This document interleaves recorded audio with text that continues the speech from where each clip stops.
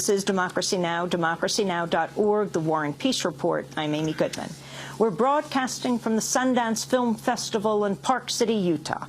In a major breakthrough in peace negotiations, South Sudan rivals have signed a ceasefire agreement that mandates all fighting end within 24 hours. The deal between South Sudan's government and rebel forces was reached Thursday in Ethiopia after 5 weeks of violence that killed thousands and displaced more than 500,000 South Sudanese. Earlier efforts at negotiations reached an impasse over key disagreements, including the rebels' demand for the freedom of 11 detainees and the withdrawal of Ugandan troops fighting alongside government forces. The ceasefire is being hailed as the first step to ending the conflict, but both sides voiced caution and reiterated concerns over unmet demands. This is the chief negotiator for the South Sudanese government, Nial Dang Nial, followed by the lead negotiator for the rebel forces, General Tabang Dang. What really worries us in terms of whether the agreement on the cessation of hostilities will stick or not is the capacity of the rebel group. Given that the bulk of the rebel army is made up of civilians who are not subject to military discipline, orders to stop fighting may not be obeyed. We believe our comrades who are still languishing in jails are prisoners of their political conscience. Therefore, we remain and demand their release to join the next stage of the comprehensive and inclusive national political dialogue. We deeply believe that their physical participation in the coming peace process is critical. The most recent bout of fighting in South Sudan began last month as a political dispute between President Salva Kiir and his former deputy, Riek Machar, but quickly escalated into a full-blown conflict with reports of ethnic killings. Well, here at the Sundance Film Festival in Park City, Utah, a new documentary shows how South Sudan has become ground zero for contemporary colonialism in Africa. Director Hubert Sauper's We Come as Friends provides an aerial view of the conflict in Sudan from a shaky, handmade two-seater plane. The film depicts American investors, Chinese oilmen, United Nations officials, and Christian missionaries struggling to shape Sudan according to their own visions, while simultaneously applauding the alleged independence of the world's newest state. What emerges is a devastating critique of the consequences of cultural and economic imperialism. In this clip from the film, we hear an English businessman address an investors' conference in the capital Juba, followed by news reports about the newly formed nation of South Sudan. I would hope that people would embrace is a philosophy that Native Americans have. Nobody owns any of this. We just borrow it for our lifespan. Yeah. And we should give it back in a better condition than we got it in.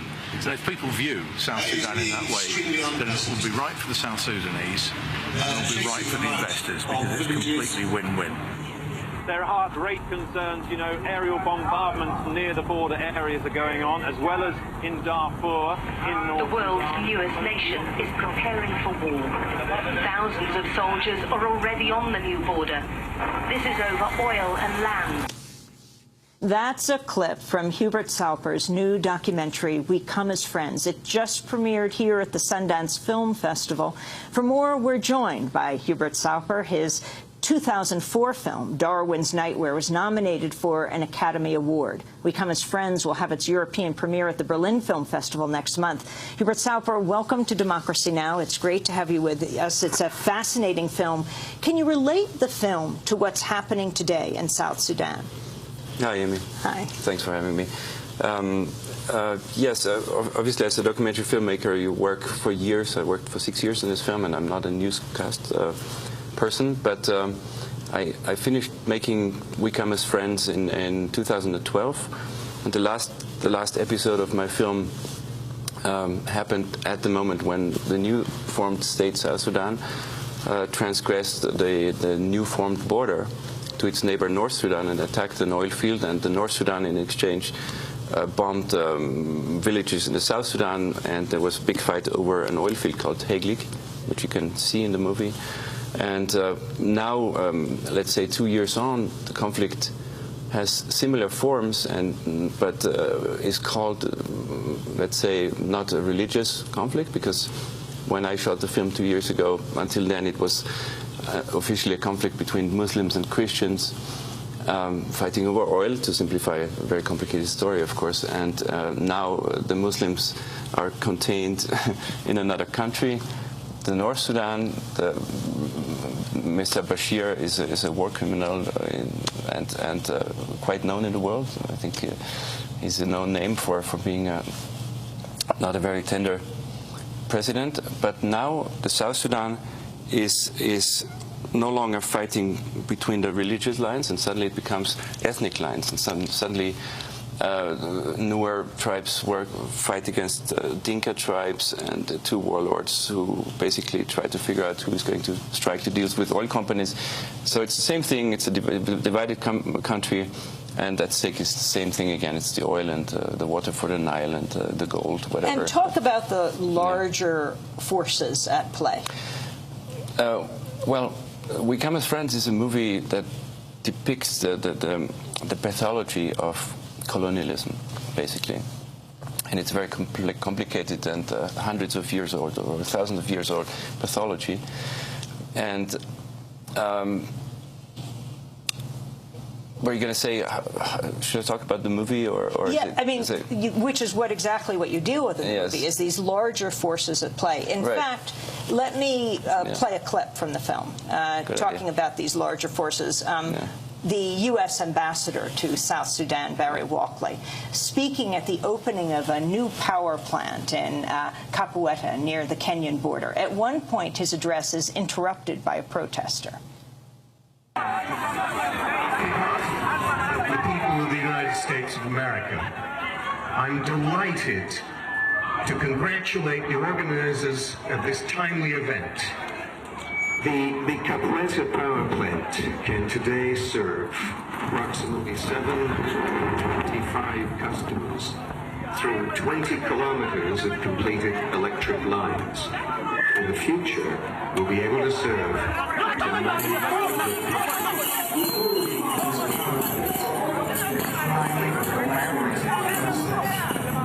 Local community members provided much of the labor required to build this plant. Their sweat and dedication.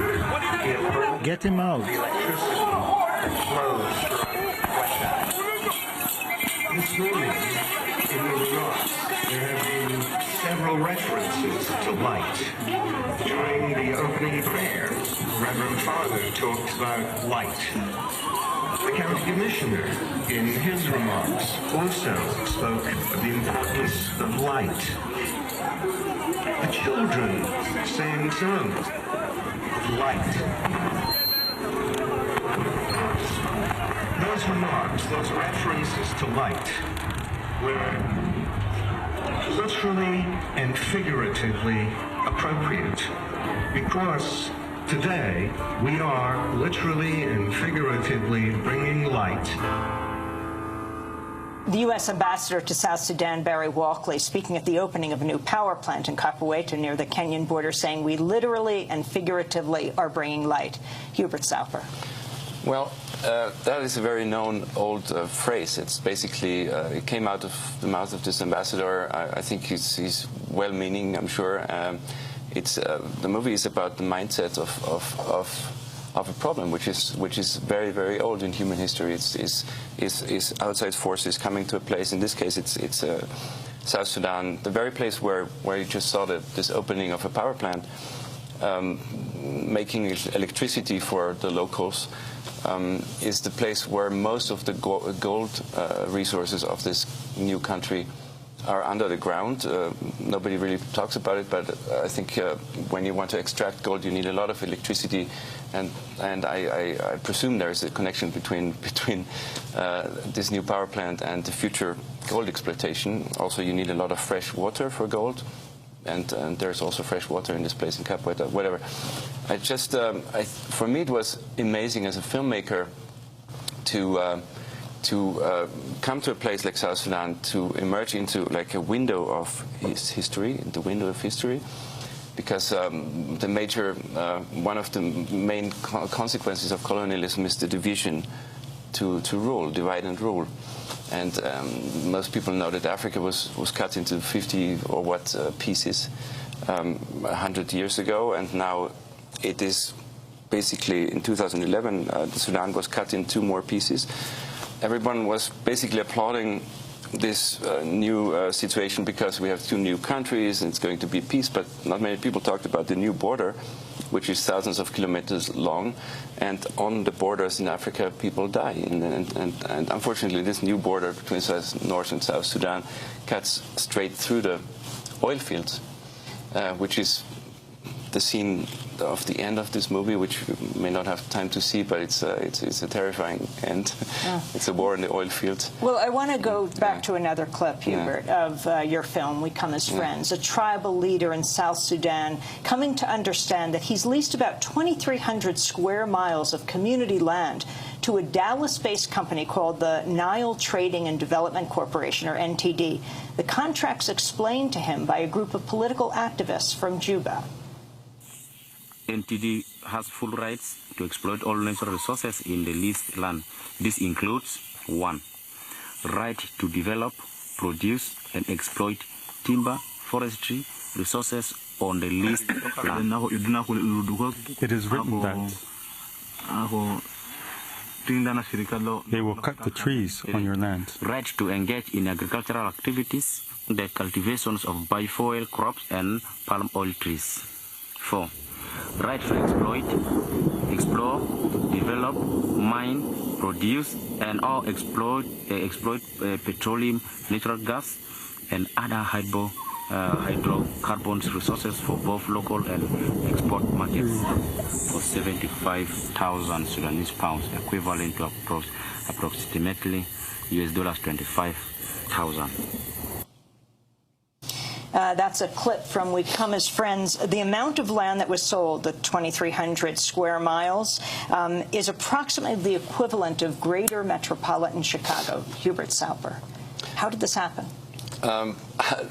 You know, I cannot tell you how it happened. I can just tell you that it's a fantastic thing as a filmmaker to experience, and say fantastic in a bit of a sarcastic meaning, to experience things from history which we know. One of the things that in colonial history in Africa was that Mr. Stanley went for the Belgian king into the Congo and made tribal chiefs sign contracts to give up their land, and suddenly, as a filmmaker, 100 years later, we end up experiencing live and firsthand the same situation again, and it is literally it is jaw-dropping as a filmmaker. I'm holding a very small camera and I'm seeing things that happen which are historic in a way, but symbolically historic. So it's an amazing experience as a filmmaker, and I'm transposing this experience into cinema art. And now it's shown in Sundance. In a moment, I want to talk about how you spent this last 6 years making this film, and the plane that you built to travel from France to Sudan. But first, another of the forces at play in We Come as Friends, depicted there, and are the missionaries. Here, an evangelist from Oklahoma is preaching to a group of students in his missionary school in the small town of Capoeira in South Sudan, near the Kenyan border. I want to tell you all that I am very proud of you. We need leaders who are young men and women of God.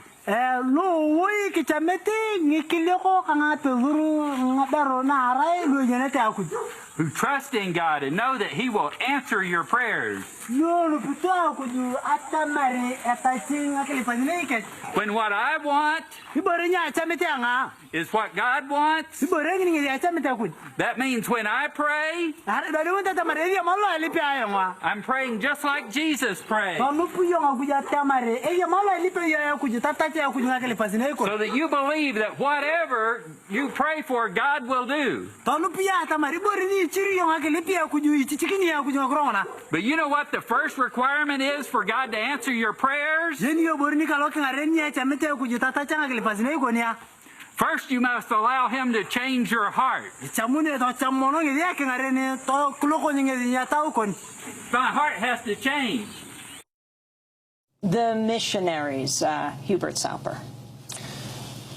The missionaries, well, you know, I worked for 6 years on We Come as Friends, and we met a lot of friends on the way. And we used a small home-built airplane, as you said, which we built with the film crew. Built a small airplane, which is metaphorically a spaceship, and we are kind of aliens in this environment, and we meet aliens to us also. And some of the aliens we met, I'm quoting aliens, are Chinese oil workers who are living in a closed environment, who have air-conditioned containers, bulletproof dining rooms, and who are surrounded by local people who never speak to those Chinese people. You know, some of the people we met were evangelists, as you just showed, I think, in your clip. They have their ideas of the world, and they bring the word of Jesus, and they bring light, and they bring hygiene and order. I think order is a very important thing. It's a very, very, very important aspect of colonialism, is to bring order into chaos, and to make people march in step, and to make people wear uniforms. And that's one of the things you need to do before you put children into uniforms, is you give them T-shirts, and you need to make them wear clothes. You know, people who are, you know, running around free and naked, you cannot use as soldiers, for example. You know, and so forth. I think what the movie We Come as Friends is trying to describe is not a judgment to let's say missionaries. You know, they are actually very sympathetic and good-meaning people, and they took us in very nicely. And I was basically just documenting what the camera sees. It's just it's a very casual thing that people bring the words of God and the Bible, and it's just the collection of all these things. Let's say, if you see it from the perspective of local people in South Sudan, there is Arabs coming with the Quran. There's Christians coming with the Bible. There's Chinese coming with to get oil. The UN is dropping food on poor people. The government of North Sudan are dropping bombs on the same people. And all of this, one of the reasons why I used an airplane to make these movies, that a lot of symbolisms kind of coincide in So talk about this plane that you built. I mean, it's just astonishing. Yeah, sorry, we don't have time to be in the cockpit, but it's I was flying it with my great. What was the engine you used? Yeah, I was going to say the more important engine were my friends who came with me. Barney Broomfield is a young filmmaker from America. He is so talented, and he was learning how to fly over the war zone with me, and he knew obviously already how to film. He made amazing shots, and I was filming myself. We used this little airplane as a means of transport to go into places where we weren't necessarily invited, in Chinese oil fields or military camps. We literally and figuratively dropped from the sky. Sometimes we really dropped from the sky. Sometimes we just said we had to land because we didn't have fuel anymore, and the people took us in, and we made friends with the locals or the military leaders. We had the uniforms basically to get along better with the military. So we became ourselves. We looked like idiots in uniforms. You looked like pilots. We looked like we were pilots, but we were pilots in a flying tin can, and we walked out as you know, first officers and commanders, and then we were saluted by the military, and we were like linking up. And just to finish that, the airplane itself is a symbol of domination, of superiority of let's say Europeans over Africa over the centuries. It's a phallic machine. It's white. It comes down onto the black continent.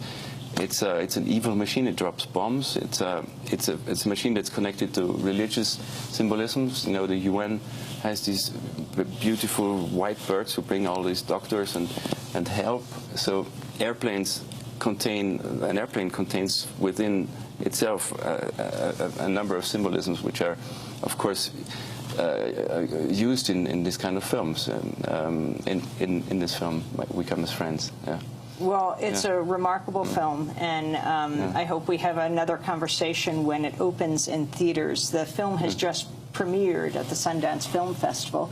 Hubert Salper is the director. It's called We Come as Friends. It is just premiered here and will have its European premiere at the Berlin Film Festival next month. His 2004 film, Darwin's Nightmare, was nominated for an Academy Award. This is Democracy Now!, democracynow.org, The War and Peace Report. When we come back, we go to Bahrain. Stay with us.